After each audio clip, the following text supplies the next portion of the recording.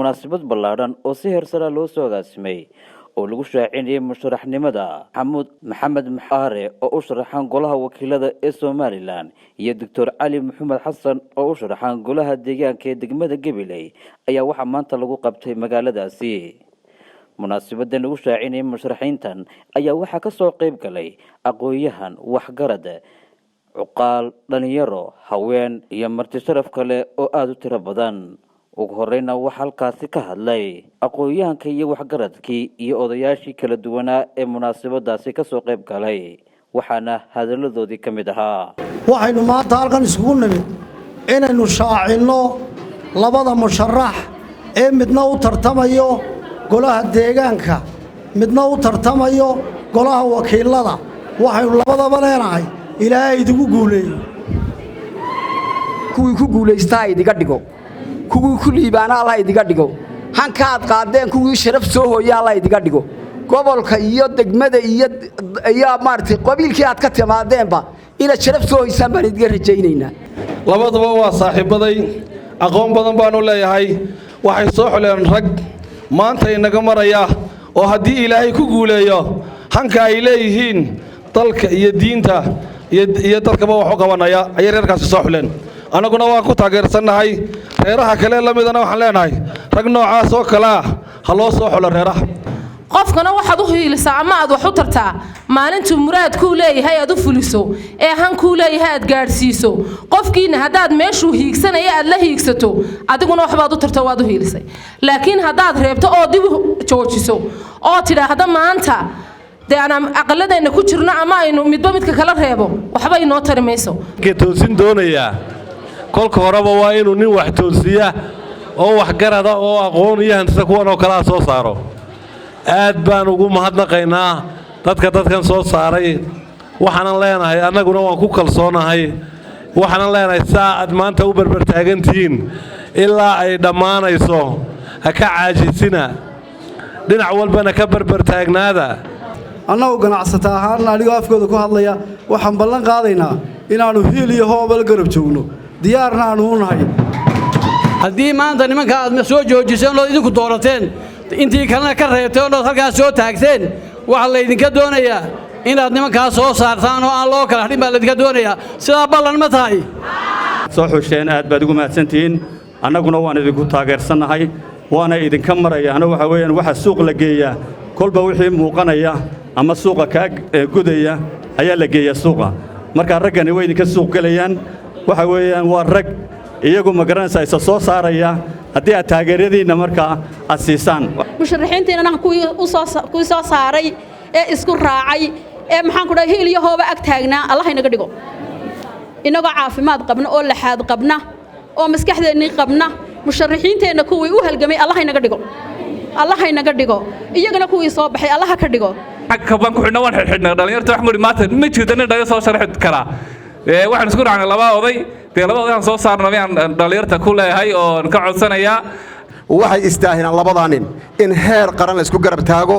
dhaqaale hadday tahay iyo hadday cod tahayba waxaan leenahay waa in loo gurmado oo gobol ahaan iyo qaran ahaanba lagu taageero wax badan bay ku kordhin doonaan maxamed jibriil abakar oo dhan waxay uga fadhidaa inay labada xubnood soo saaraan oo ay golaha deegaanka ku darsadaan oo ay golaha baarlamaanka ku darsadaan shacabka iyo guushu intan maaha waa bari waxa la inaga doonayaa inaynu ka dhabayno shacabka iyo alalaaska iyo mashxarada iyo gacantaaga inaynu ku soo saarno ragga yaa la inaga doonayaa innaga waa maalintii ugu horeysay musharaxiin golayaasha isku sharaxay isku raacno aynu si waafaqno ka Allah inoo adkeeyo wax kale badan sii wadi maayee sida aynu nahay hal ahaado oo hal isku raaco dadku waxay wadaagaan magaca manfaca ma wadaagto bani aadamku magaca la wadaagaa magaca guud baa wax lagu qabsadaa ninka meel sare la geeyaana cid raashin ma siiyee wax guud buu qabtaa guuli way fogtahay aad bay u fogtahay laakiin waxaynu ku jabin karaa tawfiiq inagoo fartaa noqonna oo 12 footeeyo oo qofkii haray gacal aqalka laga soo kaxeeyo hadduu baadiye yahay iyo hadduu magaalo yahayba waa buntirsi hal cod ayaa lagaaga qaadanayaa wax intaasi kadib waxaa iyaguna halkaasi ka hadlay oo hadalka ku dheeraaday doctor musharax cali maxamed xasan iyo musharax maxamuud aare waxaana hadalladoodii ka mid ahaa beesha aan ka soo jeedo ama ardaaga aan ka soo jeedo ee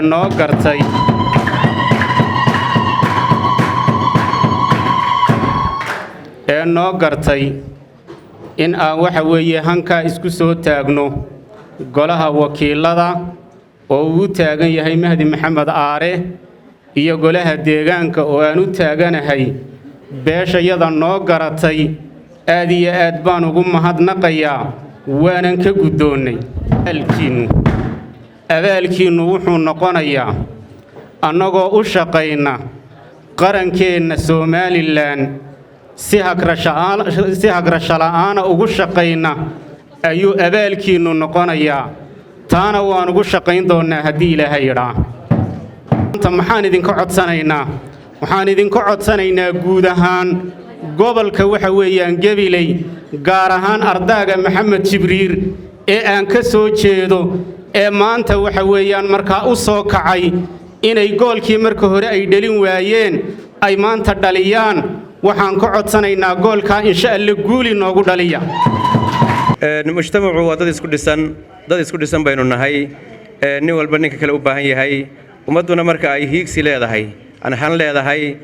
midnimada iyo wadajirku waa daruuri waa wax la doonayo inaynu ka wada shaqeyno insha Allah taala waxaan u sharaxanahay golaha wakiilada maxay u kalifay waxaan isleeyahay dhowr arrimood oo asaasi ah oo loo baahan yahay in la adkeeyo dadku waxna way haystaan oo hanti bay u leeyihiin in la ilaaliyo mudan tahay waxa ka maqanna in loo raadiyo bay mudan tahay horta kow waxaan u baahannahay inaan ilaashano waxaynu haysanno waxa ka mid ah inaynu dhirteenna iyo degaankeenna iyo waxaynu leenahay aynu ku fara adeegno waxaynu ognahay xaalufka aynu ku hayno dhirteenna haddii aynu sidan ku sii noolaannana inaynu ka fara bixi doonno deegaanka aynu xaq u leenahay iyadoo aanay dhiriba ku noolayn xoolana ku dhaqmi karin cabdiqaadir maxamed xasan Ariel TV Hargeysa